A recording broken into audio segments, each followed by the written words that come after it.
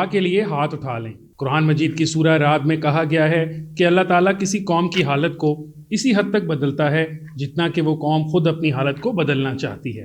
اس آیت کی روشنی میں پاکستان کے حالات کا جائزہ لیں۔ ذرا اپنے دل سے پوچھئے کہ کیا واقعی ہمارے ارباب اقتدار و اختیار اس قوم کی حالت کو بدلنا چاہتے ہیں؟ جی ہاں، ہمارے سیاسی قائدین دعوے تو بہت کرتے ہیں کہ وہ پاکستان کے حالات بدلنا چاہتے ہیں، لیکن ان کے دعووں اور کردار و عمل میں واضح تضاد پایا جاتا ہے۔ یہ ارباب اقتدار و اختیار کون ہیں؟ آج کل تو تمام بڑی سیاسی جماعتیں ارباب اقتدار و اختیار میں شامل ہیں۔ صدر مملکت عارف علوی کا تعلق تحریک انصاف سے رہا ہے اور وزیر اعظم شہباز شریف کا تعلق مسلم لیگ نون سے ہے۔ وزیر خارجہ بلاول بھٹو زرداری پیپلز پارٹی سے ہیں، جبکہ کابینہ میں 1 درجن سے زائد دیگر جماعتوں کی نمائندگی بھی ہے۔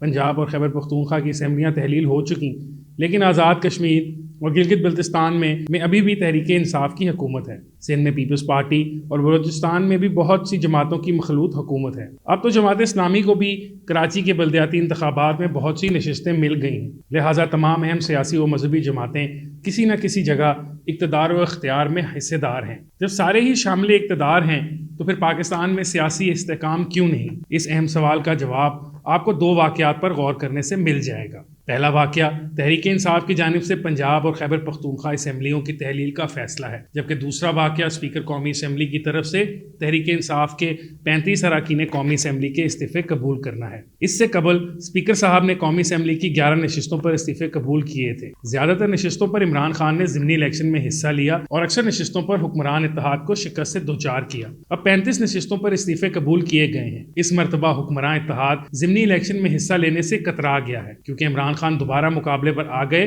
تو سبکی کا اندیشہ ہے۔ ہمارے سیاسی قائدین نے اسمبلیوں اور ضمنی الیکشن کو بچوں کا کھیل سمجھ رکھا ہے۔ جب چاہا کوئی اسمبلی توڑ دی، جب چاہا کسی کا استعفیٰ قبول کر لیا۔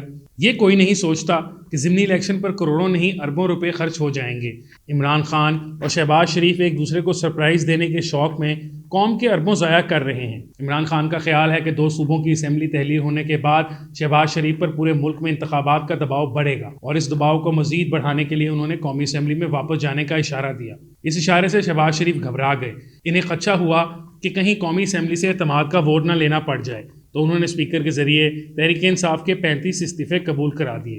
اصولی طور پر اسپیکر کو تحریک انصاف کے تمام اراکین قومی اسمبلی کے استعفے قبول کر لینے چاہیے، لیکن اسپیکر صاحب نے یہ فیصلہ قانون کے تحت نہیں بلکہ سیاسی مصلحتوں کو سامنے رکھ کر کیا ہے۔ ہمارا خیال تھا کہ اسپیکر صاحب تحریک انصاف کی قومی اسمبلی میں واپسی کا خیر مقدم کریں گے، لیکن انہیں تحریک انصاف کی نیت میں فطور نظر آیا تو انہوں نے بھی فطور سے بھرپور سرپرائز دے دیا۔ ایک دوسرے کو سرپرائز دینے کے شوقین سیاسی قائدین دراصل اپنی انا کی تسکین کا سامان کر رہے ہیں۔ پچھلے 1 سال سے پاکستان میں جو سیاسی تماشا لگا ہوا ہے، اس تماشے نے اہم سیاسی جماعتوں کی ساکھ کو بہت نقصان پہنچایا ہے۔ اس کا ثبوت کراچی کے بلدیاتی انتخابات میں نوجوانوں کی عدم دلچسپی ہے۔ کراچی میں ٹرن آؤٹ بہت کم تھا اور کئی صحافی ساتھیوں نے مشاہدہ کیا کہ نوجوانوں نے اس الیکشن میں زیادہ دلچسپی نہیں لی۔ اس سے قبل عمران خان نے بھی اس غلط فہمی میں اسلام آباد کی طرف لانگ مارچ کی کال دی تھی کہ وہ نوجوانوں میں بڑے مقبول ہیں۔ 26 نومبر کو راولپنڈی پہنچے تو لانگ مارچ کے شرکا کی کم تعداد دیکھ کر انہوں نے وفاقی دارالحکومت پر الغار کا ارادہ ملتوی کر دیا اور 2 صوبوں کی اسمبلیاں توڑنے کا اعلان کر دیا۔ اس اعلان پر عمل درآمد میں انہوں نے کئی ہفتے لگا دیے اور ملک سیاسی بے یقینی کا شکار رہا۔ سیاسی ہنگامہ آرائیوں اور افراتفری کے باعث پنجاب، خیبر پختونخوا اور اسلام آباد کے تعلیمی اداروں میں امتحانات بار بار ملتوی ہوئے، جس کی وجہ سے طلباء و طالبات کا قیمتی وقت بھی ضائع ہوا۔ رہی صحیح کسر مہنگائی نے نکال دی ہے۔ پاکستان کو معاشی بحران سے نکالنے کا پلان کسی کے پاس نہیں۔ عمران خان نے 3.5 سال میں 4 اور شہباز شریف نے 9 ماہ میں 2 وزرائے خزانہ آزمائے، سب ناکامی کی داستان کے کردار نکلے۔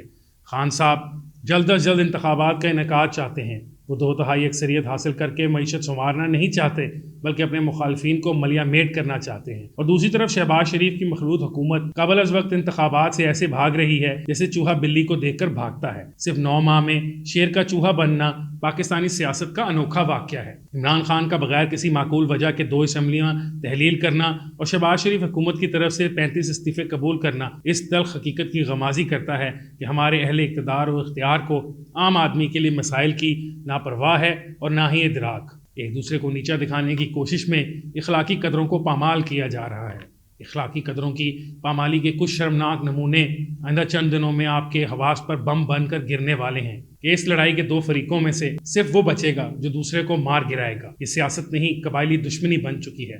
اور کسی صاحب دل نے ارشد شریف کے قتل کی منصوبہ بندی کرنے والوں کو بے نقاب کر دیا تو کچھ لوگ منہ دکھانے کے قابل نہ رہیں گے. کہ قوم واقعی اپنی حالت بدلنا چاہتی ہے تو ہر فرد بدلے، اپنے آپ کو بدلے، آس پاس کے حالات بھی بدل جائیں گے. عوام کے پاس اتنا اختیار تو ہے کہ دعا کے لیے ہاتھ اٹھائیں اور باری تعالیٰ سے التجا کریں کہ اے اللہ، اہل اقتدار و اختیار کی اس لڑائی میں پاکستان کی سالمیت کو محفوظ رکھنا.